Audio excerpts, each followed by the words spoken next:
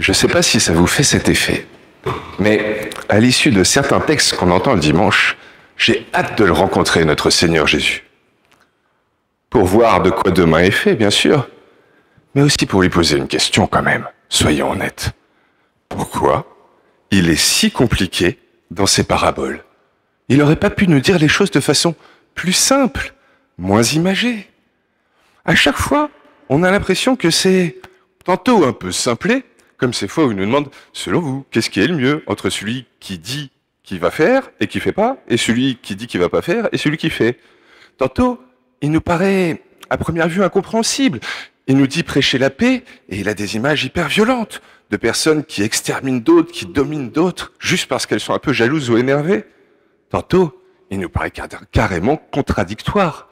Il nous demande de pardonner à l'infini, et pourtant il nous invite à faire des reproches à notre frère. Comment donc comprendre notre Jésus? Surtout à l'issue d'une page d'évangile comme celle-ci, où il coche les 3 cases. Regardez. Déjà, des paroles quand même assez simplistes. C'est quoi cette histoire de personnes qui vont en pleine nuit, qui ont besoin de torches, mais qui prennent pas le temps de regarder si leur batterie, elle va pouvoir tenir? Et qui en plus imaginent qu'ils vont pouvoir aller trouver des marchands en plein milieu de la nuit pour pouvoir recharger ça. Ok, première chose. Mais derrière ça, il y a aussi tout plein d'autres questions qui se posent. C'est que, au final, si on comprend ce qui nous est dit là, plutôt, démarrons juste avant. La figure de l'époux, il nous paraît comment? Froid, intransigeant. Il va quand même en laisser la moitié à l'extérieur.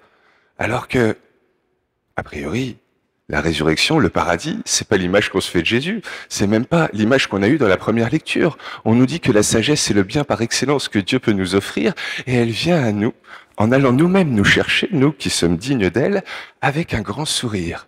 Et là, la figure de l'époux, waouh, elle donne quand même un peu moins envie. Mais ce qui est le plus perturbant, en plus du fait que là, il nous interroge sur est-ce qu'on est prévoyant ou pas, alors que d'habitude, il nous compare l'avenir aux oiseaux du ciel qui ne se soucient pas de demain et nous invite à avoir le même élan de foi, de confiance et d'espérance. Ce qui, moi, me chagrine le plus dans ce passage d'évangile, c'est que, au fond, il nous dit que le royaume de Dieu est comparable à 10 jeunes filles. Et il y en a 10 qui vont être recalées, qui vont rester tristes. Ça veut dire qu'on a la moitié du paradis qui est chagriné? Moi, ça me pose question quand même. Comment comprendre ça? Surtout que Saint Paul, dans la deuxième lecture qu'on a entendue là, aux Thessaloniciens, qu'est-ce qu'il leur dit? Il leur dit, rassurez-vous les amis, on sera tous transformés. Si on est encore vivant, ou ceux qui sont morts ressusciteront, réconfortez-vous les uns les autres grâce à ces paroles. Et là, on a Jésus qui nous présente au contraire une résurrection pas si enchanteresse que ça. Comment donc comprendre cette petite parabole? Sûrement, bien entendu, qu'il y a un aspect un peu simple, accessible littéralement, un genre de Jésus un peu pédagogique qui saupoudre ça d'un zeste de moralisme pour nous rappeler qu'il faut quand même entretenir ce petit feu sacré de la foi qu'on porte tous, parce que ça serait dommage de se réveiller alors qu'il serait trop tard. Et donc, il nous interroge chacun d'une certaine façon à savoir quelle est notre huile pour entretenir ce feu sacré de la confiance et de l'espérance. Est-ce que nous en avons assez de cette vie de prière, de cette vie de charité à l'égard de ma sœur et de mon frère, de cette vie de jeûne aussi? Des fois, on oublie cette dimension de la vie spirituelle. Et pas tant d'efforts à faire pour lui plaire que de choses à créer dans notre vie intérieure pour lui laisser plus de place à lui. Elle s'entreprend comme ça, l'huile, dans la vie chrétienne. Donc bien sûr, on peut déjà réfléchir ce premier aspect, s'interroger pour nous-mêmes. Mais si on est là aujourd'hui, si on se retrouve tous les dimanches, c'est bien qu'on aspire à ne pas faire partie des insensés, des insouciantes, mais au contraire, des prévoyantes. Alors, regardons ça depuis les prévoyantes. Est-ce qu'on sera vraiment pleinement heureux et heureuse si je sais que la chair de ma chair, mes enfants, ma moitié, ma compagne ou mon mari, lui, l'espace d'un instant, a été insouciant et est passé à côté, et la porte s'est refermée, et il va pas pleinement profiter. Est-ce que moi, je vais profiter alors? Vraie question. Et si on en croit littéralement cette petite parabole, j'ai peur qu'au ciel, il y en ait beaucoup qui soient chagrinés. Comment faire alors pour travailler ça? pour essayer de faire en sorte qu'on puisse tous être de l'autre côté quand l'époux viendra. La première idée qui nous vient en général, c'est l'idée justement de se dire, bon bah, pour que personne ne soit insouciant, insensé, on va aider les autres à transformer leurs habitudes pour qu'ils puissent mieux se préparer. Mais alors là, je ne sais pas pour vous, mes chers amis, moi, depuis 38 ans, j'ai pas encore trouvé l'astuce pour réussir à transformer les comportements des autres. On peut y travailler un petit peu tous les jours par nos témoignages, par nos beaux conseils, mais je ne crois pas que ce soit ce qui marche le mieux. Alors peut-être s'ouvre à nous un deuxième chemin. Mais c'est celui qui nous paraît celui des grands saints, peut-être un peu trop élitiste.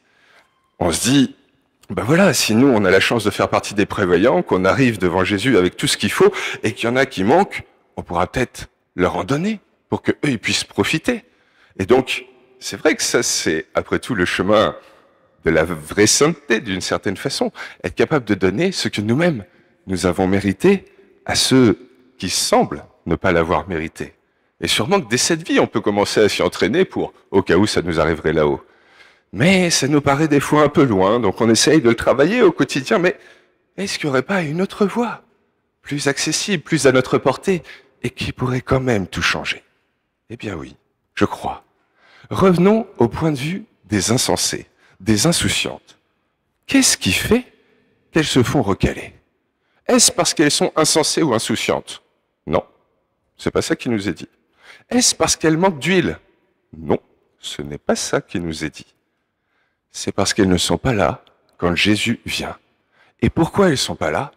Parce qu'elles ont peur. Parce qu'elles ont peur de manquer. Parce qu'elles ont peur de ne pas assez avoir d'huile, pas avoir assez bien fait dans notre vie pour mériter le ciel, mais ne pas assez être aussi, être digne de tout ce qu'il veut nous offrir. N'est-ce pas ça qui risquerait de nous faire passer à côté de ce que Dieu nous promet et veut nous partager?